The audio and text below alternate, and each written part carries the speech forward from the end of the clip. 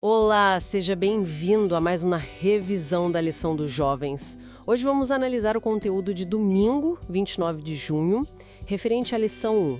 E o tema, mergulha fundo na experiência dos israelitas lá no Egito. É uma história, assim, impressionante. Começa com uma promessa divina de crescimento, sabe? De se tornar uma grande nação. Exato, aquela promessa feita a Jacó. Sim, mas de repente, bom, a situação muda drasticamente. Opressão, sofrimento, uma reviravolta completa. É uma tensão muito forte, né? Entre a promessa e a realidade que eles estavam vivendo. Totalmente. Então vamos tentar desempacotar isso um pouco. Tudo começa com Deus dizendo a Jacó, lá em Gênesis 46, para não ter medo de ir para o Egito. Porque lá ele se tornaria uma grande nação. A promessa era específica para o Egito naquele momento. As mil maravilhas, né? Êxodo 1.7 diz que eles frutificaram, aumentaram muito, se multiplicaram. Encheram a terra. Um crescimento exponencial mesmo. Pois é. Só que ao mesmo tempo, a gente lembra daquela forte ligação de Abraão e Isaac com Canaã, a terra prometida. Sim, e o próprio Jacó, né? Faz questão de pedir para ser enterrado lá em Canaã, Gênesis 47. Exato. Então fica essa questão, por que essa bênção de crescimento tão grande aconteceu justamente no Egito e não na Terra Prometida? Parece um paradoxo, né? É um ponto fundamental. O que é fascinante aqui é justamente essa dinâmica. A prosperidade cumpre a promessa de Gênesis 46, mas cria essa tensão com o destino final, que era Canaã. E aí vem a virada, um novo faraó. Que não conhecia José. E tudo muda. Exato. Aquela multidão de israelitas deixa de ser vista como uma bênção e passa a ser vista como uma ameaça. E a prosperidade vira? Escravidão? Perseguição? Imagina o choque para o povo. A promessa parecia estar se cumprindo, mas de que jeito?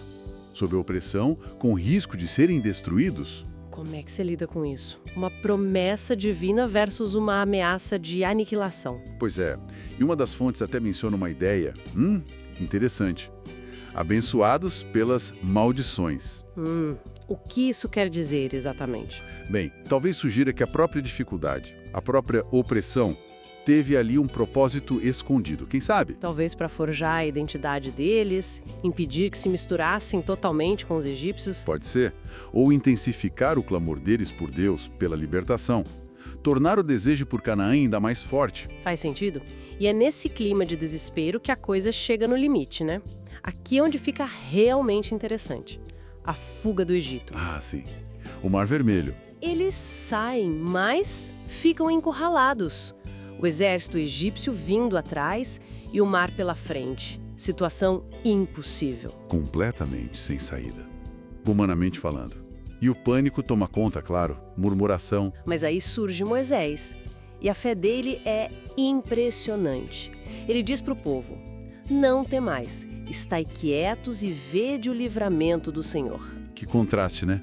No meio daquele caos todo, se conectarmos isso ao quadro geral, esse é o clímax da demonstração do poder de Deus, que o título lá do capítulo de Ellen White menciona, o poder de Deus revelado.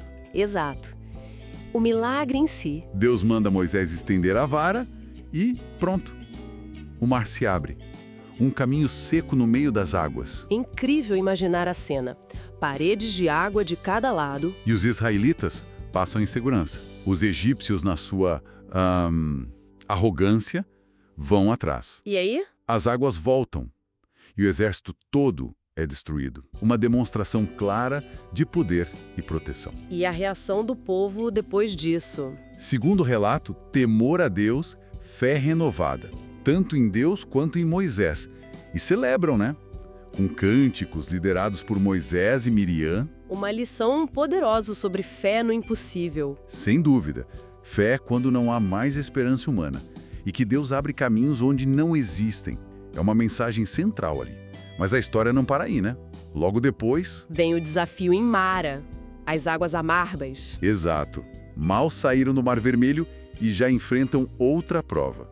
E a murmuração volta. Mostrando que a fé precisa ser constante, não é um evento único. Perfeito. Mostra que a dependência de Deus é um processo contínuo. Cada prova, mesmo depois de um livramento espetacular, é uma chance de aprofundar essa confiança. Deus provê a solução de novo, claro. Essa jornada toda, né, da promessa à opressão, o livramento, os desafios logo em seguida, é muito rica. Deixa a gente pensando sobre como a fé funciona na prática. Sim, e talvez a questão que fica, olhando para essas fontes todas, é essa mesmo. Como é que as dificuldades, às vezes até que elas parecem ir contra as promessas de Deus, podem, na verdade, ser usadas Para mudar a nossa confiança, aprofundar nossa relação com Ele. É uma reflexão importante. Com certeza. Bom, por hoje é isso. Até amanhã, no próximo estudo. Até mais.